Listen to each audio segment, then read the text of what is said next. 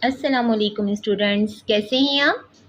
اپنے YouTube channel سے میں ہوں صبا جنید۔ جیسا کہ آپ کو معلوم ہے کہ اپنے اس چینل پر ہم اسٹوڈنٹس کی ہیلپ کے لیے مختلف سبجیکٹس کی ویڈیوز اپلوڈ کرتے ہیں۔ آج ہم میٹرک کلاس کے مطالعہ پاکستان سے سوال لے کر آئے ہیں۔ 1973 کے آئین کے نمایاں خد و خال بیان کریں۔ تو چلیے اسٹارٹ کرتے ہیں اپنے آج کے سوال کا جواب۔ جی اسٹوڈنٹ، ابھی ہمارے سامنے سوال ہے 1973 کے آئین کے نمایاں خد و خال بیان کریں۔ جواب اسٹارٹ کریں گے ہیڈنگ کے ساتھ 1973 کے آئین کے نمایاں خد و خال۔ یہ آئین 14 اگست 1973 کو یوم آزادی کے موقع پر پیش کیا گیا۔ آگے اسٹارٹ کریں گے دستور کی حیثیت۔ نمبر 1، تحریری دستور۔ دنیا کی جدید ریاستوں کی طرح پاکستان کا نیا آئین بھی تحریری ہے۔ وفاقی ریاستوں کے لیے تحریری دستور اس مقصد کے لیے ناگزیر سمجھا جاتا ہے، ناگزیر مطلب ضروری ہے کہ اس میں صوبوں اور مرکز کے اختیارات کی تخصیص کر دی جائے اور حکومت کے 3 اداروں انتظامیہ، عدلیہ اور مقننہ کے اختیارات و فرائض واضح کر دیے جائیں۔ یہ دستور ایک افتتاحیہ اور 280 دفعات پر مشتمل ہے۔ اس میں 6 شیڈول شامل ہیں اور 12 حصوں میں تقسیم کیا گیا ہے۔ نمبر 2، افتتاحیہ۔ پاکستان کے دستور کے آغاز میں افتتاحیہ شامل ہے۔ یہ اس فلسفے کی تشریح کرتا ہے جس پر نظام حکومت کی بنیاد رکھی جاتی ہے۔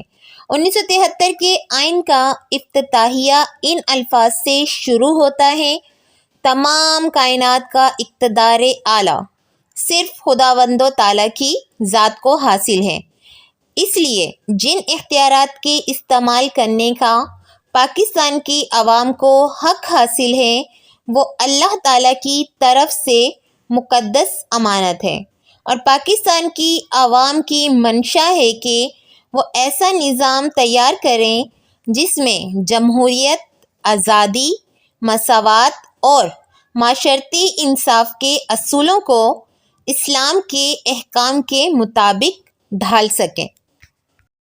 نمبر 3، استوار دستور۔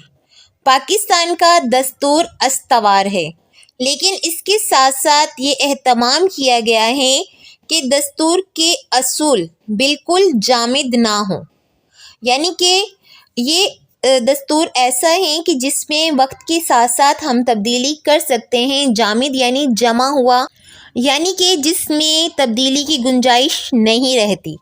پاکستان کا یہ قانون ایسا نہیں ہے کہ یہ جامد ہو، بلکہ یہ استوار ہے اور اس میں مستقبل کی ضرورتوں کے مطابق ترمیم کی جا سکتی ہے۔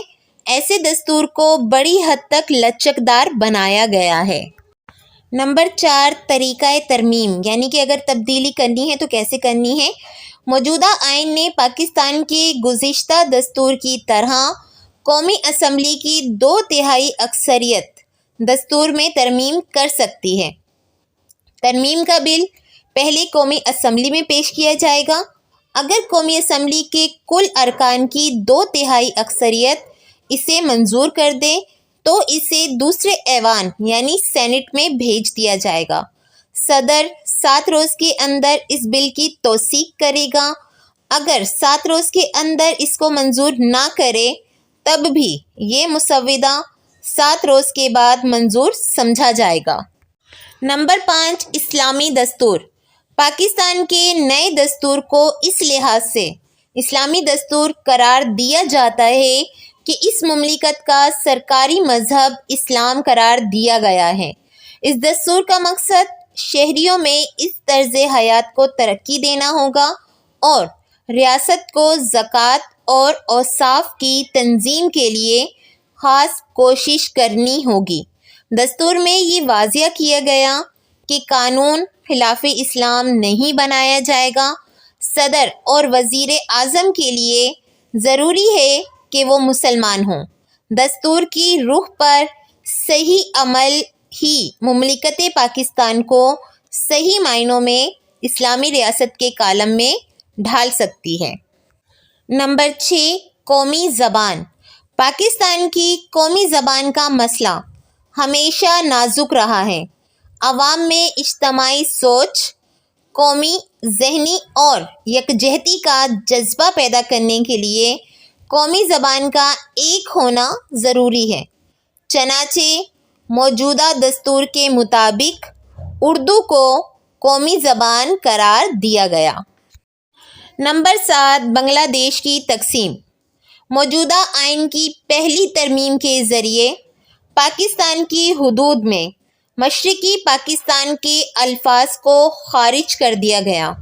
اس ترمیم سے قبل دستور میں یہ کہا گیا تھا کہ مشرقی پاکستان پر بھارت کے جارحانہ قبضے کے خاتمے کے بعد موجودہ آئین میں مناسب رد و بدل کیا جائے گا اور وہاں کے باشندوں کو مناسب حقوق اور نمائندگی دی جائے گی، مگر 22 فروری 1974 کو اسلامی سربراہی کانفرنس منعقدہ لاہور کے موقع پر وزیر اعظم پاکستان نے مشرقی پاکستان کو بنگلہ دیش کی حیثیت سے تسلیم کیا اور اس طرح موجودہ آئین مشرقی پاکستان کی شکل سے نکل آیا۔ نمبر 8، قادیانی غیر مسلم اقلیت۔ 7 ستمبر 1974 کو آئین کی دوسری ترمیم کے ذریعے پاکستان میں مرزا غلام احمد قادیانی کے پیرووں کو خواہ وہ لاہوری گروپ سے تعلق رکھتے ہوں، خواہ وہ رغوا اور قادیبان سے مطابقت رکھتے ہوں، متفقہ طور پر غیر مسلم اقلیت قرار دے دیا گیا۔ یہ ترمیم اسمبلی کی ایک خاص کمیٹی کی طرف سے پیش کی گئی جس میں قومی اسمبلی کے تمام ارکان شامل تھے۔ جی ویورز، ابھی ہم نے آپ کے سامنے 1973 کے آئین کے نمایاں خد و خال پیش کیے ہیں۔ امید ہے کہ آپ کو اچھے سے سمجھ آئے ہوں گے اور یہ آپ کے لیے بہت زیادہ فائدہ مند ثابت ہوں گے، کیونکہ 11ویں کلاس کی سیوکس اور میٹرک کلاس کی مطالعہ پاکستان کے امتحانات میں یہ سوال بہت زیادہ امپورٹنٹ ہے اور بار بار ریپیٹ ہوتا ہے۔ تو اگر آپ کو ہماری یہ ویڈیو پسند آئی ہے تو ویڈیو کو ضرور لائک اور شیئر کیجیے، اور ملتے ہیں نئی ویڈیو میں۔ تب تک کے لیے اللہ حافظ۔ اللہ آپ کا اور ہمارا حامی و ناصر رہے۔